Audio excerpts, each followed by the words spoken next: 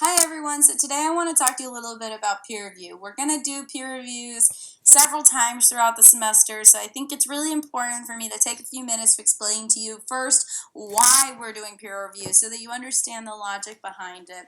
And then we're going to talk about how we will do peer review using Blackboard from a logistical standpoint so that everybody understands what's going on. So why do we do peer review? From a teacher's perspective, peer review is an incredibly useful tool for teaching good writing because you write an essay to the best of your ability and then you give it to someone to read and they give you feedback and then you make your paper better. Well, in the process of making your paper better, fixing your document according to feedback, you're actually practicing the very skills that you need to improve your writing. You're practicing being a better writer, a more effective writer. So the revision process is really important because nobody writes perfectly the first time. So if you want to produce a good document, you have to revise. But number two, revision is actually where you learn the skills that you need to be a more effective writer. When you're reading other people's texts, peer review is also really effective because when you read somebody else's essay and you give them feedback, you are practicing reading like a writer, right? And when you read like a writer, you're thinking about the choices that other people make and considering how those choices work. Do they work well? Do they not? So say two students in this class have the same prompt, they have the same teacher, they've read the same book. When they go to write their essay, one starts with a quotation and one starts with a question. Well, those two students, whether they know it or not, make two separate choices about how to start the essay. Well, when you start to read like a writer, you start to consciously think about those choices. Which one was better? Did this student make a choice that was more effective than what I did? Can I give this student advice that will help them do this thing more effectively? When you start to read like a writer, you're not only thinking like a writer, but you're also thinking of the text as a series of choices that the writer made. And if you can think like a writer and think of the text as a series of choices, you will be much more skilled at making good choices in your own writing. Reading like a writer also helps us practice recognizing good writing. And the more that you can practice saying, this is good, this part was not so good, here's how I would make it better, the more effective you will be at implementing good strategies in your own writing, and the more effective you will be at reading and revising your own writing on your own time, right? When you don't have somebody to read it, the better you can get at saying this works, this doesn't work, the better you will be at doing that with your own writing, and that is really good. Peer review is also useful because when you get the paper back, you're going to get feedback from a practice audience, and you learn the first week of this class through your reading assignment that an audience is an important part of learning how to write effectively because we need to think about who we're writing for and what they need from us. So the only time we ever produce anything that we don't want other people to read is a diary, basically. Because when you write a Facebook post, when you write a blog, when a journalist writes a newspaper article, when a doctor writes a journal article about the next cure for cancer, those are all circumstances in which the writer expects an audience. And when you do a peer review, you get to take your essay, which is no different, it has an audience, and you're going to test it against an audience and get their feedback. So that's pretty useful. That feedback is also useful from a practical standpoint because regardless of what grade you get on your paper, you can rest assured that the paper you turned in was better than the one you started with. Because I'm going to give you feedback, and then at least one other person in the class will give you feedback, and then you'll fix your paper at least 2 times before turning it in, so you can rest assured that you are turning in the best work that you could. Right. Importantly, I want to make a small distinction that peer review is not editing. When editors read, they fix grammar and spelling, and they generally ignore the overall argument. So you may have the experience before, where you give somebody an essay to read and ask them for their opinion, and they give it back to you and they've only changed like 2 commas. And that can be a really frustrating experience because you intuitively know that they didn't really read it, right? You have this feeling like, did you even read it? That feeling is an intuitive understanding that the argument is more important than the grammar. So somebody can write something beautiful and wonderful and easy to understand and convincing and funny and well organized, and if there's 2 commas in the wrong place, it's probably not going to be enough to bring the overall quality of the paper or article down. In contrast, somebody can write something where every single punctuation mark is in exactly the right place, but when you read it, it feels repetitive, it feels confusing, you don't know what they're talking about, and the fact that the grammar was correct is not enough to save the document, right? So there are different levels of writing skills that help us write more effectively, and grammar is at the bottom, right? If somebody is writing something where their grammar is so bad that it is hurting your understanding of what they're trying to say, then of course you should comment on their grammar. But if you can understand what they're trying to say, you should focus on larger things than grammar. For each peer review, I'm going to give you questions, and the questions will change between assignments because each time I want us to focus on different skills. However, to give you an example, I'm not going to ask things like, were the commas in the right place? I'm going to ask you things like, was the argument convincing? Did you feel like the essay was well organized? Did everything come in an order that made sense to you? Are there any places where you felt like if they had added an example, it would have been more convincing? Or are there any places where you felt like an example could have been made stronger? Were there any places where you were confused? Does the entire document defend one major argument the whole time, which it should if it's defending its thesis?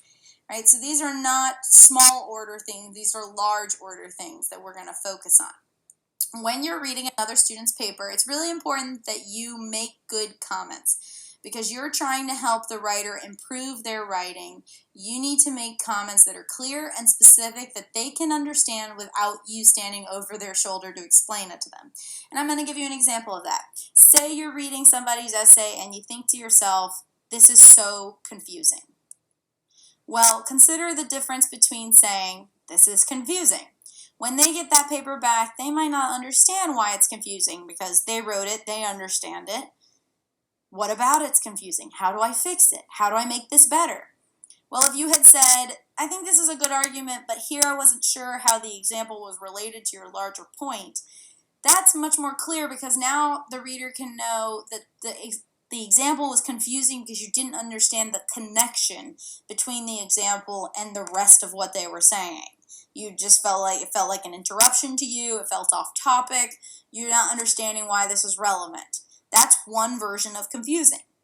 You could have also said something like, this example is confusing because I can't tell if this happened before or after the event you described above.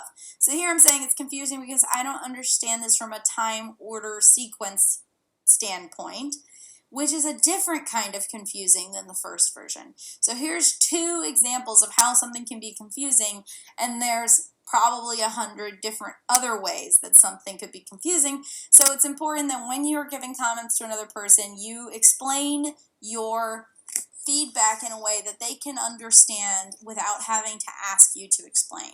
Now, I don't want you to be afraid to comment on each other's papers. Please don't feel like you're not sure if your experience is valid, maybe I'm just not understanding it, but it's perfectly clear, so on and so forth. That is not the case. You are the reader, and if you are reading their essay carefully, not just skimming it, but you're actually reading their essay, then the experience you have as a reader is valid. If you are reading it and it was confusing to you, then that is a valid point that you have the right to bring up to the writer. Okay? So if you feel like something felt out of order to you, if you felt like something felt repetitive to you, that is your experience as a writer and you have the right to explain it.